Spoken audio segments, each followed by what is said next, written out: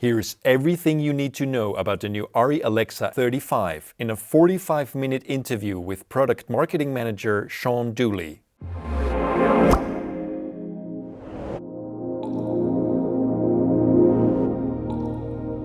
Welcome everybody to this new CineD video on the new ARRI Alexa S35 that was just announced. It is my pleasure to be connected with Sean all the way on the other side of the world in Australia. How are you? Hey Nino, very well, thank you. Thanks for having me. Of course, thanks for having us actually. So now is the day, right? Finally, ARRI announced a 4K S35 camera. I think it's fair to say that many DPs all over the world, many production houses all over the world have waited for this for many years. What can you tell me about the reasons? Why did it take ARRI that long to announce a 4K Super 35mm camera? You're right, it has been a number of years, and I think the key reason behind that is because ARRI made the decision or the promise not to release a camera that was going to be in any way worse than the Alexa series of cameras that DPs had loved for many years. So we had to find a way in order to get more resolution into a smaller space, decrease the size of the photo site, but not have any sacrifices when it came to dynamic range or color response. And instead, we really challenged ourselves to make big leaps and bounds in terms of the image quality of the camera and also tick the resolution box, which I think we've certainly done, and certainly the feedback from the DPs we've shown the camera to so far, they've all been just thrilled with the new image quality. And yeah, it's great to finally talk about it, 12 years after the first Alexa was announced. It's a big leap also because, as far as I know, all the Alexa versions that have been released, and even the Amira within the last 12 years, use the same sensor, the same sensor design. This is a new design. What can you tell me about it? So the existing Alexas and the Amira, as you're right, all use the ALEV 3 sensor. And so this is the new version, which is the ALEV 4 sensor. So it uses a smaller photo site, so it can have more resolution in a smaller area, but also it has more dynamic range. It has more sensitivity, so it's better in low light. It has more accurate color reproduction and can capture more saturated colors and have really nice nuance between colors that we really haven't seen in a digital camera before. And also it's going to give you more creative control as a cinematographer with a couple of new features, including the new ARRI Textures, which is a new and novel way to really kind of change what I like to call all of the parts of the image that people use their hands to describe, but such as like grain and contrast and stuff like that. All right, let's go step by step because there's a lot of stuff in what you just said. So the new ALEV 4 sensor is a 4.6K sensor. Can you just quickly run us through the different formats that the camera supports? Yeah, so in essence, it's pretty much the same size as the Alexa sensor originally, including the open gate area or the Alexa Mini, which of course had the same sensor. So that's 4.6K in open gate. It's roughly a 3:2 aspect ratio sensor. And then within that, the Super 35 format that we know from film effectively, that as a 16:9 aspect ratio is exactly DCI 4K, so 4096 wide. And we also have an anamorphic format, which is a 3.3K format, which when you unpack it and de-squeeze it, is still a native 4K approved format. And that is a little bit taller and less wide than the normal 16:9 Super 35 format. So they're the three kind of key recording formats that this camera was designed around. But we actually have 19 recording formats because we've basically taken all the feedback from DPs shooting different types of productions who now shoot in different aspect ratios. So across ARRI RAW and ProRes, we're introducing formats like native 2:1 and 1:1 square formats, as well as even cool stuff like Super 16 recording mode as well. Amazing. So let's talk about the elephant in the room, if you will. I mean, there was over many years, we heard from companies that, or actually from DPs and production companies, that they switched sometimes to other camera manufacturers because they had to shoot for Netflix. And Netflix for many years had a 4K mandate already. I think years ago when we didn't even have 4K TVs. They started streaming in 4K, and they demanded all the original content produced for them to be shot in 4K, which meant for a very long time, until the LF came out, of course, that some DPs had to switch from their favorite ARRI Alexa workflow to a different manufacturer. Tell me, how did that affect ARRI, and how did it influence your decision making also in development and so forth? It's kind of a tricky thing. I don't think it was so much a problem for us, because the success of the Alexa line was really incredible and really took us by surprise in many ways, particularly for things like the Alexa Mini. Really, that changed the industry, I think it's fair to say. But having a 4K native Super 35 sensor and camera was absolutely the number one request from DPs, particularly as you say, those who were prevented from shooting on ARRI digital cameras for certain projects, usually for the streaming providers. And so, absolutely that played into our decision to focus on producing that kind of camera, and I'm really glad we have. And obviously along the way, we had the LF cameras, which also provided people with the opportunity to use the same sensor and to expose their images in the same way, in a way that they were really familiar with, and meet those 4K deliverable targets. But the benefit now is that you no longer have to choose large format just to tick a resolution box. You can choose large format in order to make a creative choice about the format that you want to shoot your film or TV series in. So large format's not going away. Large format was not a stopgap in order to have resolution. I mean, when you think about the development of the signature primes and how long it takes to develop a series of lenses, that was started well before people were screaming for a 4K Alexa. So the large format was always something that we really wanted to bring out. And now as a DP, as a cinematographer, you have a choice between a large format look, which also has a 4.5K resolution, or you can use the Super 35, which can be quicker, more depth of field, and uses glass that people have used for making cinematic images for many, many years, and I know will love to return to. Actually, looking at your different formats that the camera is able to record, I saw that there is also a format in 16:9, which is 4.6K, using the full width of the sensor, which is actually wider than Super 35. What is the crop factor there? It's just interesting because, of course, it's not full frame, but it's somewhere in between, right? Yeah, so it's a little bit bigger, and I want to say it's like 10 or 15% bigger, and you're going to have to fact check me on that one. And certainly that was really the reason that the frame line and lens illumination tool was put in our website. So that was where we had a bunch of reference images where you could see where the Super 35 lenses covered open gate on the original Alexa. And that will continue to exist for the new camera. But we knew a lot of people wanted to shoot with the full area of the sensor. Maybe it was because they wanted the resolution, or maybe it was because they really liked how certain lenses performed in a certain, wider field of view, where you tend to get lenses going a bit funky on the edges. Obviously, that vintage look is super in at the moment. So that will allow you to do that and kind of get the weird stuff at the corner of the edges, but also have a format that's very close to Super 35 with extra resolution, which is super handy for stabilization, or if you must, and directors, you can't do this, reframing people's images obviously is better if you have the resolution for it. Does that answer the question? Absolutely, absolutely. Very interesting. I mean, you still call it the Alexa S35, although it's a little bit wider, so that, it is interesting for people, I think.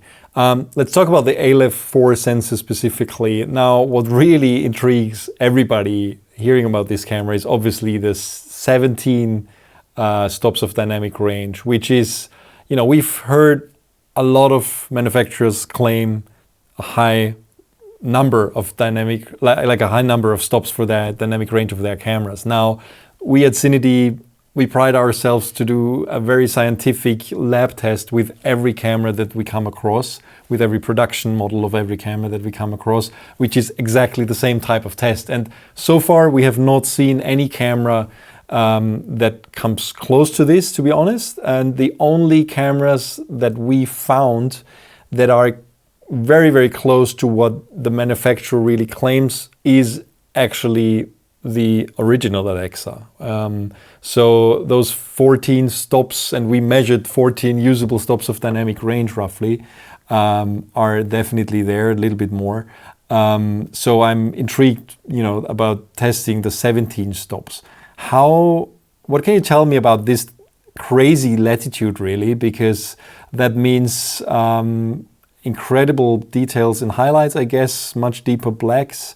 How does that play out in the final image? So the camera has 2.5 stops more dynamic range than you will find in previous Alexa models. That's a 1.5 stops more in the highlights and a stop more in shadow detail areas as well.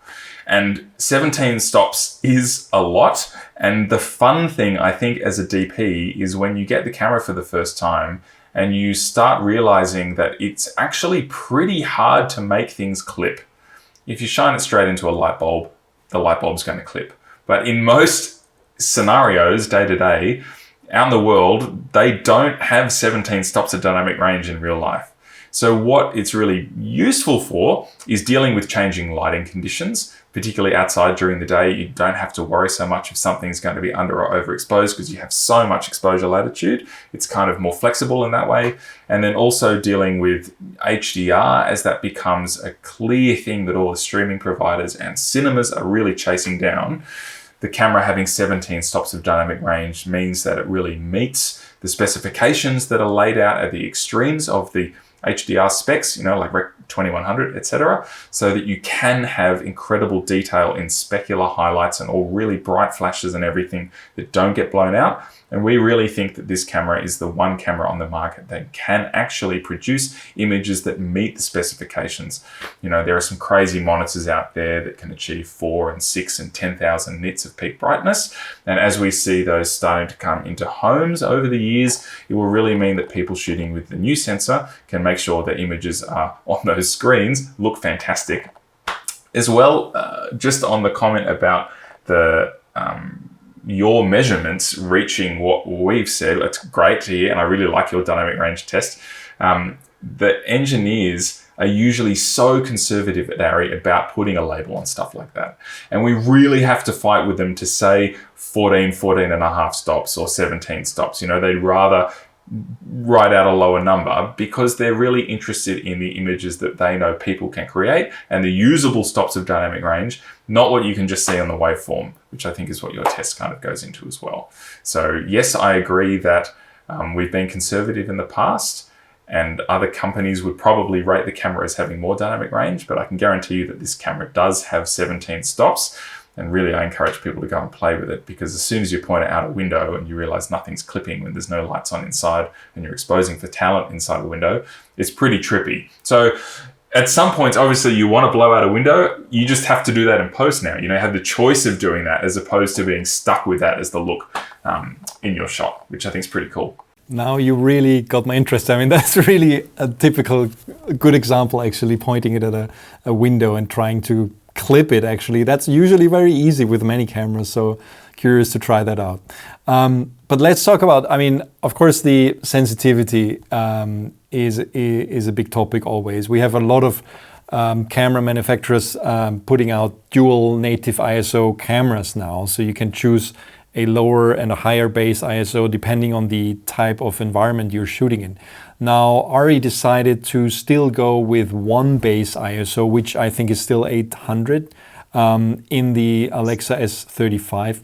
Why is that, and is there any advantage of doing that as opposed to doing the dual native ISO? It basically comes down to a bit of a philosophical discussion as to whether or not you believe the benefits you get from having a dual native ISO outweigh the limitations in image quality that you get there. So in pretty much every camera on the market, when you use the higher base ISO, you lose dynamic range.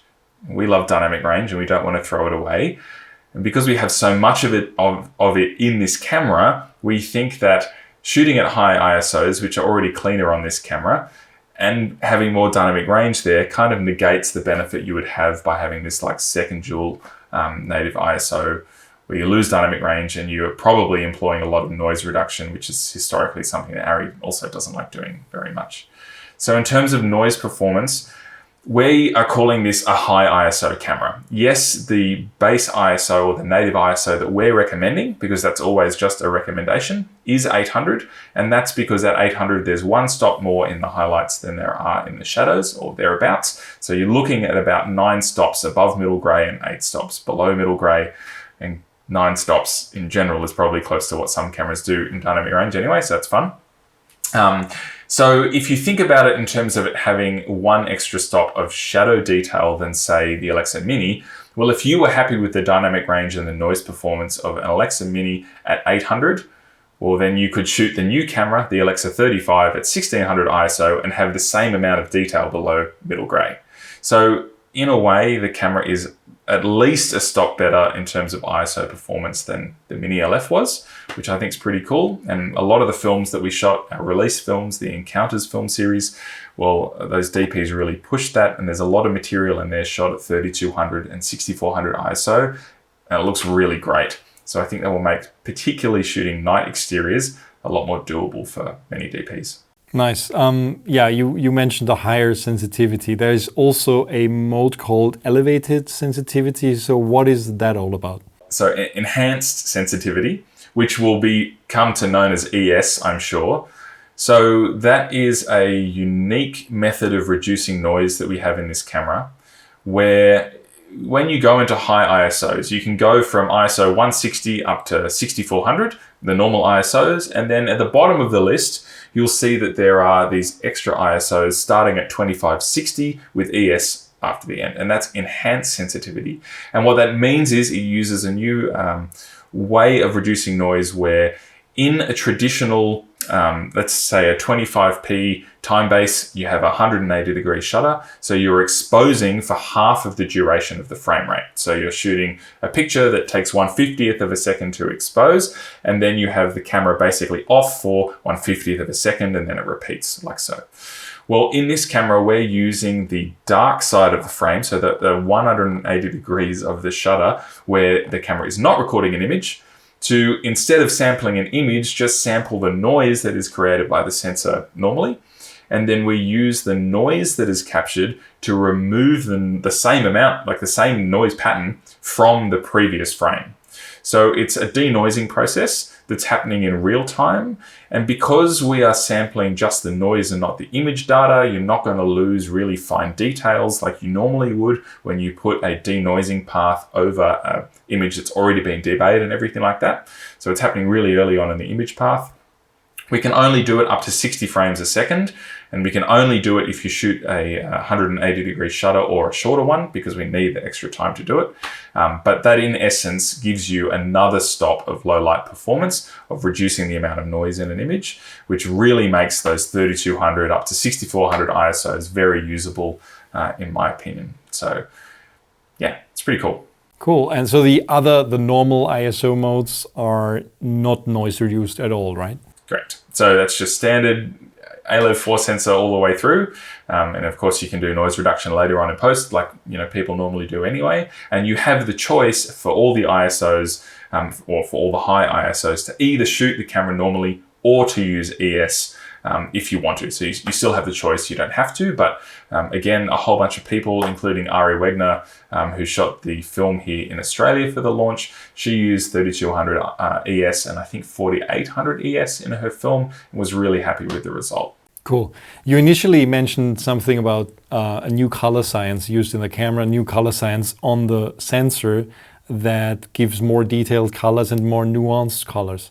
What can you tell me about that process? So we're introducing the reveal color science, and that's basically a new workflow which deals with color in a pretty unique way that we don't think any camera manufacturer is doing at the moment, and that gets very technical, but in essence it's made up of a few parts. So there's a new debayering algorithm, there's a new wide gamut for storing all those new colors in, there's a new color engine which processes the colors from the sensor and corrects them and makes sure that they're really accurate and true to life. There's a new log curve there, and there's probably something else that I'm forgetting in the reveal color science as well. But the key benefits are you have much better discernment or nuance between different colors. So in the test that we've done, for example, if you had a scene that was full of a lot of different shades of blue, like we had a pool by the sea in Australia where the blocks along the pool were painted this like real cyan color, and it's against water and other blue tones. Well, a lot of cameras would actually record them as the same hue, so the same color blue, whereas we can really clearly separate those colors. And we've had the feedback that a lot of DPs think this camera captures specific colors, particularly off-axis colors, in a way that no other camera does. And a lot of that's to do with the new color engine and the way that we're actually processing that. We've moved away from a matrix model. It's a whole thing, but it's unique. And it happens in real time in the Alexa 35. So if you're recording in ProRes, you're automatically using the reveal workflow. And if you're recording in ARRI RAW, then you will be using the reveal workflow in either our post tools or in Resolve or Baselight or whatever you like to use. And the benefit with that is that you can also then use the new color processing with existing ARRI RAW material that was shot on the Alexa Mini LF or on the LF. So if you need to intercut the cameras, they're designed and developed by the same team of people. They intercut really well already. But if you wanted to use, say, the new log curve and the new LUTs you've developed for the Alexa 35 with the old footage from the LF, then you totally can do that. You just mentioned the new log curve. So there is a new log curve, and you're renaming the C log to C log 3, am I correct? And the new one is called C log 4. Where's the difference? So, and this is always the thing that comes up. So C log is Canon. Log C is ARRI. And that's because it happens all the time. So like log C named after the CineD curve, which was originally developed for film scanning. And that's why I think one of the reasons Alexa was adopted so well early on was because if you were a colorist and you were used to color grading film, well, now you had the same log curve on a digital image. It was much easier to work with. So the log C that is in the latest ARRI digital cameras is actually the third version of the log C curve. So for clarity's sake, we are calling that log C3 from now on. And we are introducing log C4 in the new camera because it ties in nicely with the ALEV4 sensor and a lot of the other names we've come up with. So the main difference, or the main reason that we had to change the log curve was because log C3 cannot hold 17 stops of dynamic range. It was never designed to do that. So we had a necessity to change the camera to record in a new log curve, and log C4 can hold that extra dynamic range. In terms of the practical nature of that, what it's going to mean is that the middle gray point in log C4 is quite a lot lower. So it's like 29% middle gray instead of 38% for log C3. So if you're looking at the log image on the new camera, you might think things are underexposed when they're not. It's just meant to be darker because we need to fit more dynamic range in, particularly more highlight detail. So just bear in mind that otherwise it's a very easy log curve to grade is the feedback that I've personally had from colorists who've used this footage, particularly when you use the LUTs that we're providing. And we really want to stress, if you're grading footage from the new camera, use our Rec 709 or P3 or 2020 looks as a base, our LUT files, which are all available for free on the website, because that will mean that you get all the correct transforms done and the benefits of the ARRI image science. But it does unfortunately mean if you have custom LUTs for an existing Alexa, they will not work on the Alexa 35 because it's all based around a completely different workflow for starters, and particularly that log curve. Cool. But it's a good thing, I promise. It's a good thing, right? Let's stay with the image quality for one more question. So you mentioned initially the ARRI Textures. Now this is something completely new. As far as I understand, it's a way to influence the noise in the camera, but also the fine and coarse contrast, right? But how does that differ from a picture profile? So I guess that's one of the questions you will get from a lot of people. Where is the difference to having baked in picture profiles as opposed to the textures?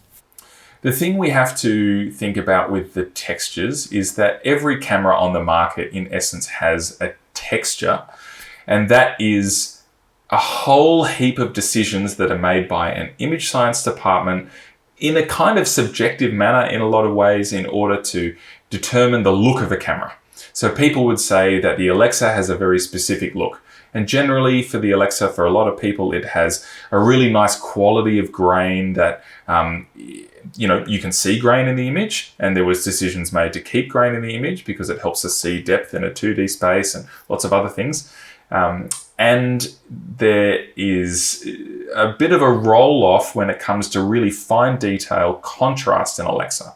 And so we had to make all these decisions, and we've always had this texture setting in the Alexa that you haven't been able to change, right? So that's like the look of the Alexa.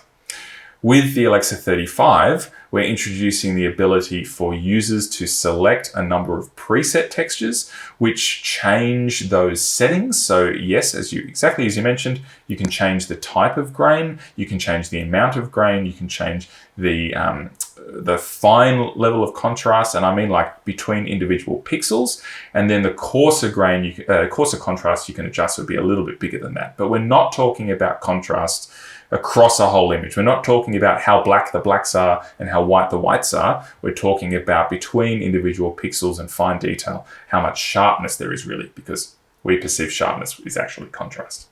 So it's a very long way of saying that you basically have the ability in the camera to select a texture, which dramatically, in some cases, changes the look of the image. And we like to relate that back to choosing a film stock, because lots of different film stocks have the same ASA rating, right? So you might have a 400 ISO film stock, but you can choose it from different brands, and they have different ways of representing a scene. And that's the same thing here. So it doesn't affect your ISO, but you can change and choose a nostalgic texture, which might emphasize the grain as our nostalgic texture does, and also soften off the contrast a little bit to give you a vintage look. Or you could go for a high clarity look, which reduces the grain as much as possible, but really puts in a lot of fine detail contrast to emphasize things like tree branches and details. There is like cosmetic textures for skin tones, and there are textures specifically for shooting at night to minimize the amount of grain. Or you can just choose the default one. So a texture file has to be selected because it's part of the image science. And if you don't want to deal with it, you just leave it on the default one and you'll love it. But if you want to be a little more brave, then you can choose a texture, and I say brave because the texture is baked into the image, which is giving a bit more control, we think, back to cinematographers. We certainly get the feedback from them that, they often don't get to go to a grade, and they see a commercial they shot on television doesn't look like what they wanted to. So now that's one way that you can kind of assert your dominance in a way, and make sure that's the creative decisions that you make on set are sent through to post, because it's all baked in. Sorry, it's probably a longer answer than you were looking for there. I just get excited about these things. No, absolutely, and it's something completely new that we haven't heard of. So it's a way of influencing the image at a more basic level than we were as cinematographers able than before, right? And so I wonder, are there any plans to opening this up also to third parties, to colorists, to introduce new textures that they can use in the cameras, or is this just something that ARRI supplies? To start with, you get what's in the box. So there will be a number of textures which you can choose from. We certainly have the possibility of opening that up in the future and adding more textures and getting feedback from DPs and changing things and putting new ones in. We could, in theory, make a tool where you can design your own texture, but we're refraining from doing that at the beginning because honestly, it's super easy to make a horrible looking image. And we have a whole bunch of very, very smart Germans who are good at doing this thing. So they've come up with really lovely ones that might be a little conservative for some people's tastes at the beginning, but this is a new thing that we want to see how it goes. And then, we can put ones up on the website for you to download and put in your Alexa 35 if you like. I'd also like to circle back around because you asked about picture profiles and I didn't answer that. So as far as I understand, the difference between a texture and a picture profile is that a picture profile is dealing with data that's already been debayed probably, or is certainly already being kind of come off the sensor and it's image data, and then you're applying an overall look to it. So it might be dealing with that camera native image data and putting it in a number of different log curves or contrasty Rec 709 profiles with sharpness and color correction and all that kind of stuff. That's happening at a later stage than we're talking about with the textures, because a lot of this stuff is happening in an analog realm. It's really to do with the sensor side of things before we record an ARRI RAW image, and that's why it's baked into the ARRI RAW, because it happens before we make ARRI RAW, if that makes sense. Absolutely. Very excited to see the differences. Also tested different looks of textures actually and how they behave. Let's move on to the camera body, like what it actually looks like. It's gotten smaller from the original Alexas, I would say, but it is a little bit bigger than the minis. So what can you tell me about the thought process around designing what it looks like actually? So the kind of tagline for the camera is that it's the smallest fully featured production camera we've ever built. So it's trying to be as close as possible to the size and weight of the Alexa Mini, which we know people loved. And to be honest, that kind of took ARRI by surprise, while still having all of the features you would expect in a production camera. So multiple SDI outputs, accessory power outputs on the camera body, normal time code and audio and all of that stuff, lots of rigging accessories, lots of mounting points. So I think we've really succeeded. I don't think the camera could be much smaller and still do what it needs to do across such a broad area of types of styles of shooting. So it's a 2.9 kilogram camera. I think that's 6.4 pounds, if my memory serves me correctly, for the Americans in the room. And so that's about, 200 or 300 grams heavier than an Alexa Mini. So not a lot more heavier. It's a little bit bigger in every dimension, but you can now put a battery directly on the back of the camera. So actually, in terms of a rigged camera, it's a bit shorter than you would get with an Alexa Mini, which I think is pretty cool. It also uses the new B-mount batteries with 24 volts, right? So that actually allows, is it the sensor or what actually demands the higher power here? It's a couple of things. I mean, we've really hit the limit of what gold mount and V mount were designed to do. I mean, those were both battery formats, which are both about 50 years old, believe it or not. And they were designed basically around 10 amps at 12 volts. And once you have an Alexa with all the accessories on it that people now use, you're going to hit more than 10 amps of current draw, realistically. So this is a new format that, because it's 24 volt, we can have thinner wires and we can have a smaller package that's more efficient because it's a high voltage. And yes, it's annoying to change the formats, but the benefits we get from B-mount are really good, and it's really been designed to be a future-proof battery system that's not just for cameras, but it's for lighting and for stabilizers and everything as well. And at the most base form, it gives you 3 times as much power as you would get from a 10 amp 12 volt system like V-mount or gold mount. So there are a number of ways you can run batteries on the camera. The camera has to get 24 volt power from somewhere, but there are a few other competing systems in the market, but all of the major battery manufacturers have signed up to B-mount, and they will be producing batteries in the new format, and we really think it's going to take off and be the new standard, which, again, if we didn't have to do it, we wouldn't have done it. We would have stuck with V-mount and gold mount, but we're just really hitting the ceiling of what is possible. And so, new format that we are pretty proud to have in the market. Cool. In terms of memory cards used, you still have the same cards, like the 1 terabyte ones, right? Yeah. So all of the existing 1 terabyte codex compact drives, which were brought out with the Mini LF, they will work in the new camera, and they'll work at all frame rates for ProRes. And you can shoot in ARRI RAW as well with the existing 1 terabyte cards. You just hit about a 55 frame limit because the write speed on those cards can't deal with uncompressed ARRI RAW at the full frame rates. So we have a new 2 terabyte compact drive, which will be coming out with the camera, which will allow you to do the full frame rates in ARRI RAW and ProRes. And you will also be able to use that card in the Mini LF with a firmware update down the track sometime. One thing I want to touch on is also the interchangeable mount. Now, there's something you told me before we started the interview when we went through a presentation that there's actually a lot of light leaks or like light bouncing around happening with normal mounts that you're preventing with a new PL mount, right? Did I phrase that correctly? Yeah. No, that was a good little synopsis. So there are 5 lens mounts you can buy from us for the new camera, and they've all been designed with this extreme level of stray light optimization.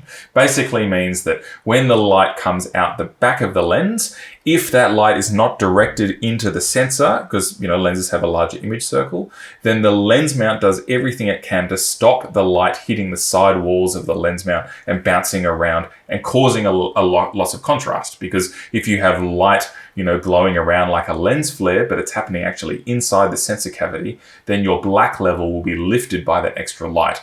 And then you can't capture 17 stops of dynamic range. And that's where we've kind of discovered this. The existing PL mount for the Alexa Mini will physically fit on the Alexa 35, but we really don't want people to use it, because if you use that lens mount, it was only designed around the 14.5 stops of dynamic range in that camera, and you will actually have a lack of contrast, or you won't have true blacks or as much contrast as you could have with the new camera, because it's more sensitive and sees so much more dynamic range, which is pretty crazy. It was something they didn't really anticipate having to do, and then they started going, in a lab I can see 17 stops, and with a lens I can see less. Where are we losing it? And yeah, it turns out that's quite a big thing. We're gaining probably at least a stop of dynamic range just with the lens mount new design. So existing LPL mounts for Mini LF, that already has the new system in it, and we have 2 new PL mounts coming out. Also the new EF mount also already has the new stray light baffles in it. Very, very interesting. I mean, that's definitely something that nobody, at least no DP has thought about before, that a lens mount actually can have that big of an influence on contrast and yeah, the black level that you get in the end.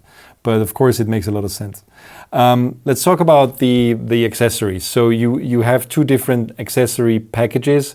To me, at first glance, they look a lot more lightweight in a way, like not just lightweight, but also more, less massive in a way. You can still see a lot of the camera body, whereas in the past, sometimes, you could put a lot of stuff on every camera, really. But this seems to be designed around the fact that you really want to keep the camera as small as possible, right? Totally. And I think we've really learnt that lesson when we brought the Mini out, and suddenly that was the only camera people wanted to use because it was small and light. So everything about this camera, where possible, is also designed to be small and lightweight. I think the industrial design of the new accessories is really cool. And in a nutshell, I think the camera body itself has a bunch more mounting points. So whenever we attach an accessory, it's attached there really rock solidly. And so for things like top handles, there's absolutely zero flex. When you're running a rod off the side bracket, which a lot of people do for lens motors, well, that rod will have a lot less flex now because the side brackets are way stiffer than the ones on the Mini LF, so that you will have lens motors jumping off less often, which is good. And then with the accessories themselves, they've been designed so that when you have like a top plate and a bottom plate, that screws into the camera, usually with like 4 or 5 screws. So it's permanently kind of there. And then everything else that you would put on top or underneath it can be quickly removed without tools. So the new production top handle goes on with just 1 screw at the back, and it's super solid. It's a really cool little interface, but it means that you can quickly undo that screw and pull the top handle off with the viewfinder connected to that, and then quickly chuck the camera in a gimbal, for example. So I think the engineers with these accessories have really tried to accommodate as many widely varied styles of shooting than we ever had before. Whereas previously we might have had very specific bespoke accessories for different types of shooting where you would need to unscrew bits and whatever. This is designed as like a holistic system. For example, there are 8 different plates you can put on the bottom of the camera. So we have 3 shoulder pad options. One's super lightweight and cool, like a 16mm shoulder pad, and then 2 bridge plate options. And then we have a plate specifically for Movi, for Ronin, for GPI Pro, for Steadicam, and for the ARRI CSS range, like the CineD and the Maxima and stuff like that too. Very cool. But the general packages is a lightweight package, right, for more the owner-operator, and then there's I think you call it production package, which is more of the traditional set workflow with assistance. So we found out that it's something like 85 or 90% of the people who bought a Mini LF also bought an accessory package from us. So people clearly just want to be able to order something that's like 1 part number.